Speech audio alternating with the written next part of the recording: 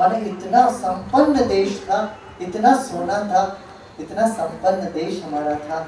लोग दूर दूर से यहाँ आना चाहते थे, तो ये देश संपन्न देश था।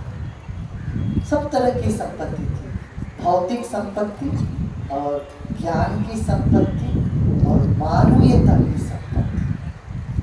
आज हम सभी तरह से घाटे में जा रहे हैं, लगता है मुझे। मान्यता भी नीचे जा रही है, भ्रष्टाचार इतना बढ़ रहा है देश में। जहां अपनापन खत्म हुआ वहां भ्रष्टाचार शुरू होता है। अपनों से कभी किसी ने भ्रष्ट काम किया क्या? बताओ। अत्याचार, अनाचार, भ्रष्टाचार, दुराचार किससे करते हैं? जो अपने नहीं है। और अपनापन कैसे आएगा? आध्यात्म के विकार, या जिससे अपनापन आता है उसी को मैं आध्यात्म कहूँगा। जिससे आपको लगता है ये सब मेरे अपने हैं, तब समझना आप आध्यात्मिक व्यक्ति हो। कोई पराया पर ना लगे, कोई और ना लगे, गैर ना लगे।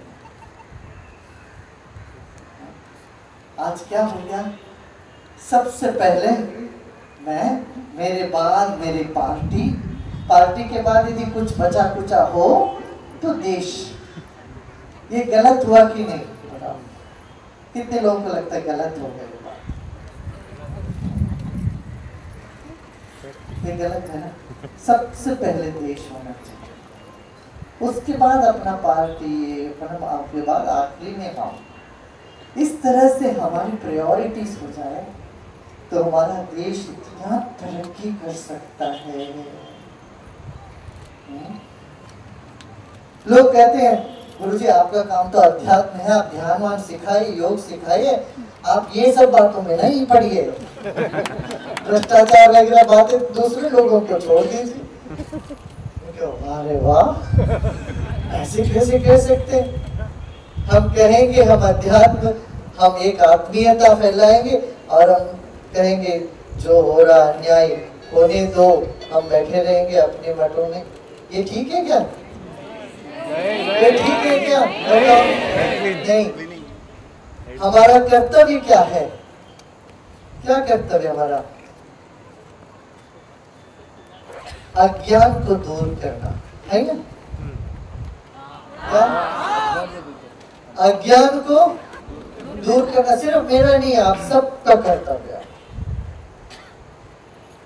कहीं भी कुछ अंधविश्वासी काम कोई करता है, उसको दूर करना हमारा जिम्मेदारी है कि नहीं? बताओ। हमारे देश में ऐसी ऐसी चीजें हैं, बुखार आ गया, किसी बच्चे को गले तक जमीन पे गाड़ दिया, ठीक हो जाएगा वो। ऐसी अंधविश्वास, इसको दूर करना आप सबका कर्तव्य है कि नहीं? बताओ। हाथ उठाओ, पीछे पीछे। हम सब एक हैं। अंधविश्वास और अज्ञान को दूर करना हम सबका काम। दूसरा, अन्याय के विरोध में खड़े हो जाना चाहिए। क्या? हाँ, मुझे पता है, अन्याय के विरोध में खड़े हो जाओ तो झूठे मोटे इल्जाम लगाने शुरू कर देंगे।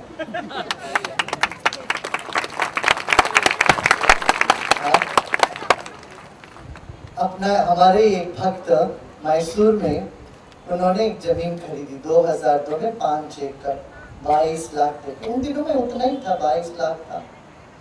5 एकड़ जमीन खरीदी।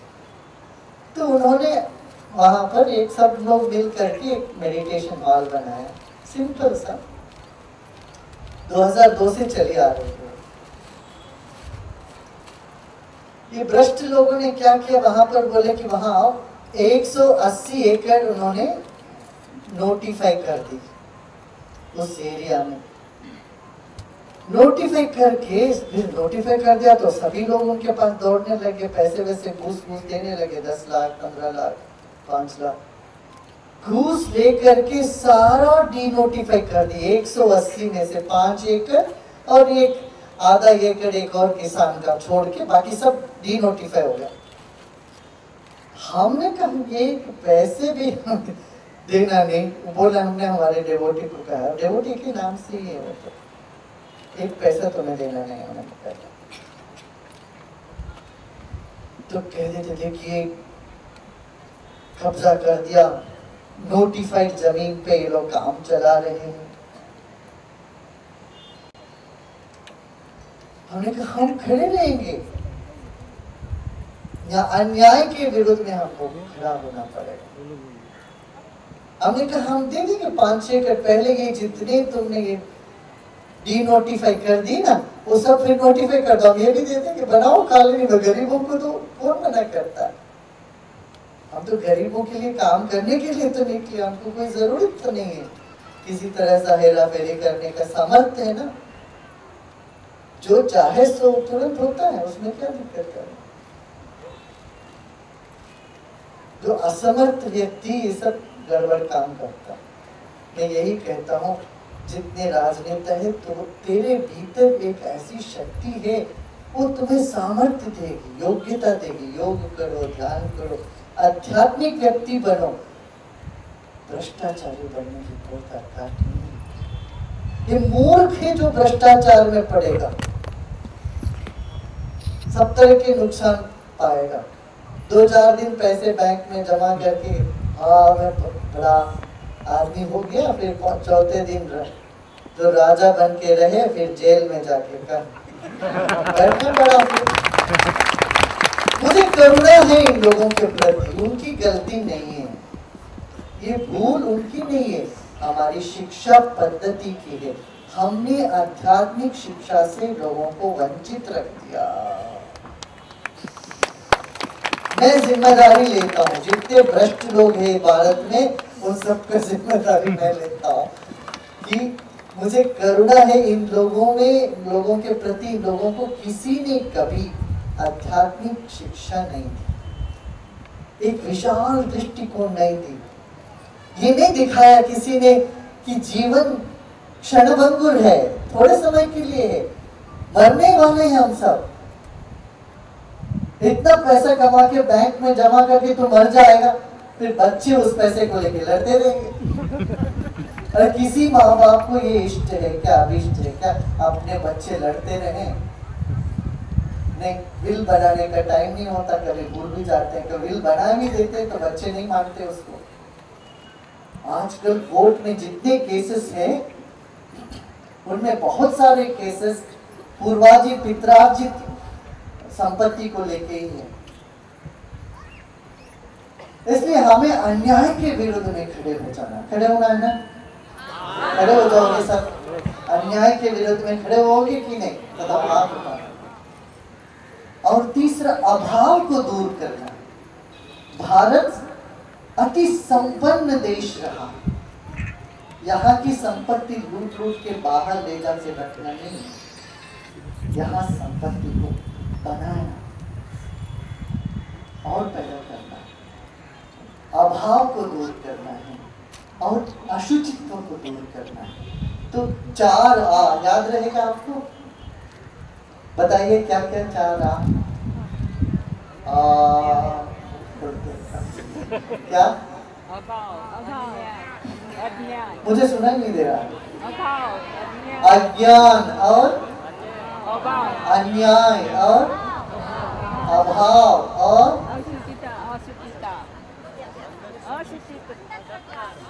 अंधश्रद्धा तो अज्ञान में आ गया। नहीं, अशुचित्व, गंदगी, गंदगी नहीं रखनी चाहिए, ना मन में ना वातावरण में। वो 5वीं आ में आएंगे अभी हम। और ये 4 आ है ना, ये हमको करने का है। ये चारों आ करने पर 5वीं आ जो है अहंकार। ये अहंकार को ढीला छोड़ना। अहंकार माने क्या? मेरे और दूसरों के बीच में एक दीवार, एक पर्दा हमने खड़ा कर ली, अपनी सहजता सरलता खो बैठे। यही तो अहंकार है। अरे नहीं, मैं अपने में बड़ा हूं, मैं किसी के पास क्यों जाऊं, उनसे क्यों बात करूं, इनसे ये करूं। ये सब बातें छोड़ना चाहिए। आप बड़े ऑफिसर हो सकते हैं, और किसी के पास भी जाके घुल मिल के उनके साथ बैठ के कभी चाय पी, दूध पिया, नारियल पानी पी, हालचाल पूछा, सहजता से रहने लगे। क्या जहां सहजता मिटती है वही अहंकार उपजती है। तो जीवन में हम सहज हो जाए, घुल मिल के रहे, तो बहुत सारी दुख जीवन में जो हम झेल रहे हैं अपने आप मिट जाएगा। तो 5 हमने आज डिस्कस किया। क्या? अहंकार, अहंकार को मिटाना हो तो क्या करना चाहिए? सहजता, सहज, सबके साथ मिलजुल के रहो। अज्ञान को मिटाओ, अभाव को मिटाओ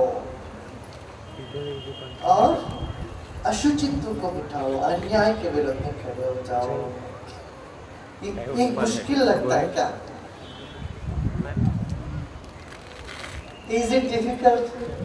आप कहोगे अकेले में दिक्कत हो तो हम सब मिलकर समूह में कर सकते हैं।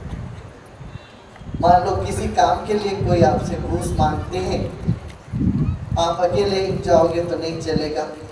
सत्संगी सारे 10, 15, 20 लोग खड़े हो जाओ, देखो कैसे आपका काम नहीं होगा। किसी की हिम्मत होती है? 20 आदमी खड़ा हो जाता है, देखो भाई हम घूस नहीं देंगे, इस आदमी का काम पहले करो। अपना काम के लिए तुम मांगना तुम्हें दिक्कत हो सकता है, पर तुम्हारे पड़ोसी के काम के लिए तुम्हें कहने में क्या दिक्कत है? दिक्कत है क्या? नहीं। ऐसे हमें चलना है।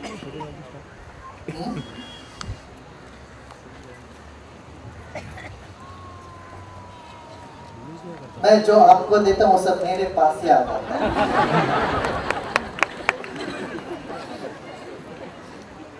बैठ जाए।